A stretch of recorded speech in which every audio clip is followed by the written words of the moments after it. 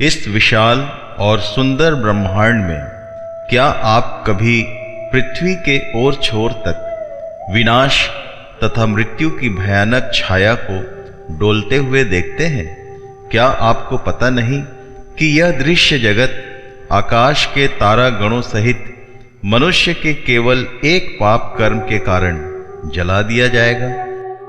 मैं आपको बताना चाहता हूं प्यारे मित्रों कि यह सच है, क्योंकि हमारे प्रथम पुरखा आदम हवा ने शैतान के झूठ तथा धोखे में बहकर परमेश्वर की आज्ञा तोड़ी और पाप किया, जिसके प्रतिफल स्वरूप मृत्यु आई। परमेश्वर का वचन सत्य था। उसने कहा था, जिस दिन तू उसका फल खाए उसी दिन अवश्य मर जाएगा। उत्पत्ति 2:17। यह मनुष्य की 3 स्तरीय मृत्यु थी। पहली उसकी आत्मा की, जिसका अर्थ परमेश्वर से हमेशा के लिए अलगाव था। जैसे बटन के बंद करते ही बिजली के बल्ब से रोशनी चली जाती है, वैसे ही परमेश्वर मनुष्य के व्यक्तित्व से बाहर निकल आया। उस घड़ी के बाद आदमी आत्मिक रीति से मर गया, परमेश्वर के जीवन से रहित हो गया। मनुष्य तब इस स्थिति में पहुंचकर पवित्र आत्मा के प्रभाव एवं प्रभुता के वास्ते भी मृतक हो गया। पापों में गिरने से पहले मनुष्य का प्राण और व्यक्तित्व परमेश्वर के आत्मा के अधिकार में था, लेकिन जब पाप किया तो परमेश्वर का आत्मा उसमें से हट गया और मनुष्य अपने दूसरे स्वामी शैतान का दास बन गया। बस तभी से आदम की देह मृत्यु के पंजों में फंस गई। देह के शनह शनह गिरते रहने के द्वारा मृत्यु ने प्रवेश किया, क्योंकि परमेश्वर ने कह दिया था, और तू अपने माथे के पसीने की रोटी खाया करेगा और अंत में मिट्टी में मिल जाएगा, क्योंकि तू उसी में से निकाला गया है। तू मिट्टी ही तो है और मिट्टी ही में फिर मिल जाएगा। उत्पत्ति 3:19। इस परिस्थितिवश अब भौतिक मनुष्य सदा मृत्यु की दशा में रहता है। वह शैतान के प्रभुत्व में है और आत्मा में परमेश्वर से अलग कर दिया गया है। यह वह भयंकर दशा है जो पाप ने मनुष्य के जीवन में उत्पन्न कर दी, और इसीलिए एकमात्र मोक्षदाता प्रभु यीशु मसीह में इस मनुष्य जीवन को उद्धार पाने की कितनी प्रबल आवश्यकता है।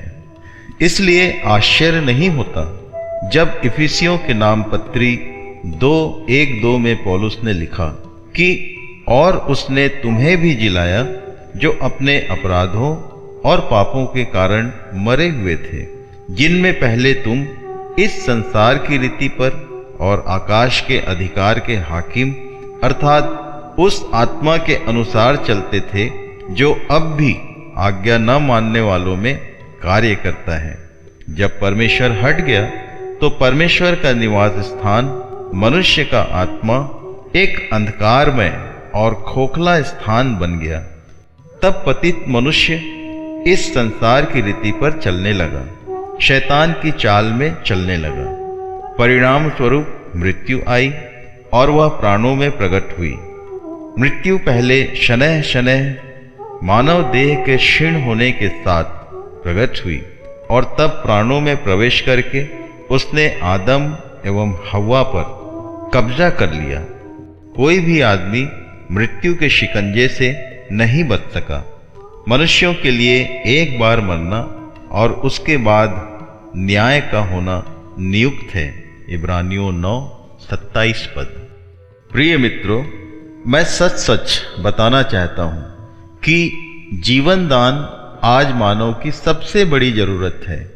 पापों में मृतक हम मनुष्यों को ऐसे जीवन को पाने हेतु हमारे धार्मिक प्रयास और बढ़ा चढ़ाकर किए जा रहे हैं। धर्म कर्म के रीति रिवाज पूर्णतया अयोग्य हैं। परमेश्वर ही इस जीवन का एकमात्र स्रोत है।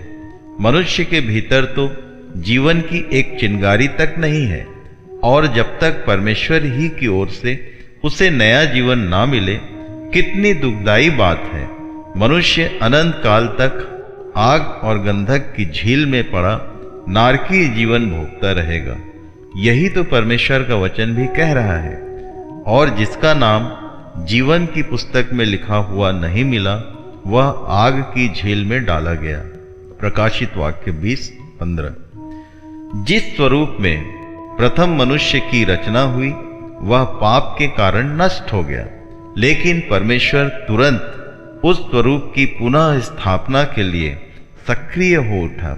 जैसा उत्पत्ति 3 अध्याय में है, तब यहोवा परमेश्वर जो दिन के ठंडे समय वाटिका में फिरता था, उसका शब्द उनको अर्थात आदम तथा हवा को सुनाई दिया। तब आदम और उसकी पत्नी वाटिका के वृक्षों के बीच यहोवा परमेश्वर से छिप गए। तब यहोवा परमेश्वर ने पुकार कर आदम से पूछा, तू कहाँ है? उसने कहा, मैं तेरा शब्द बारी में सुनकर डर गया, क्योंकि मैं नंगा था, इसलिए छिप गया। उसने अर्थात परमेश्वर ने कहा, किसने तुझे चिताया कि तू नंगा है? जिस वृक्ष का फल खाने को मैंने तुझे बरजा था, क्या तूने उसका फल खाया है? 8 से 31 पद तक। आदम ने तब यह दलील दी कि जिस स्त्री हवा को तूने मुझे दिया, उसी ने मुझे वर्जित फल खिलाया। जब यहोवा परमेश्वर ने स्त्री से पूछा, तो उसने इसके लिए सांप को दोषी ठहराया। तब परमेश्वर का श्राप सांप पर गिरा। लेकिन इससे पहले कि परमेश्वर न्याय आज्ञा के वे शपथ वचन कहे जिससे आज तक मनुष्यता प्रभावित है, उसने एक महान प्रतिज्ञा की, और मैं तेरे अर्थात सांप के और इस स्त्री के वंश के बीच में बैर उत्पन्न करूंगा। वह तेरे सिर को कुचल डालेगा, तू उसकी एड़ी को डसेगा। 15 पद। आने वाले जगत त्राता प्रभु यीशु के विषय यह पहली प्रतिज्ञा है। इसके बाद जब परमेश्वर ने आदम और हवा को पशुओं की चमड़ी के अंगरखों से ढांपा, तो उसने उनके उद्धार की प्रक्रिया को जाहिर कर दिया। यद्यपि उन दोनों ने अपनी नंगाई को अंजीर के पत्तों से ढांपनी चाहिए, लेकिन मनुष्य के द्वारा बनाया गया किसी भी प्रकार का वस्त्र पहनकर पापी मनुष्य परमेश्वर की उपस्थिति में खड़ा नहीं हो सकता। प्रिय श्रोताओं, परमेश्वर कहता है, बिना लहू बहाए पापों की क्षमा नहीं। इब्रानियों 9:22। क्या अंजीर के पत्तों में लहू है? फिर आप अपनी नंगाई किससे ढांपना चाहते हैं? याद रखिए, आपके पापों ने आपको महान परमेश्वर के सामने नंगा कर दिया है। क्या आप प्रभु यीशु को, जिसने आपको अपनी धार्मिकता के वस्त्र पहनाने हेतु क्रूस पर लहू बहाया, ग्रहण करेंगे?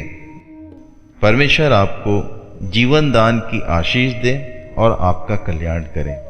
आमीन।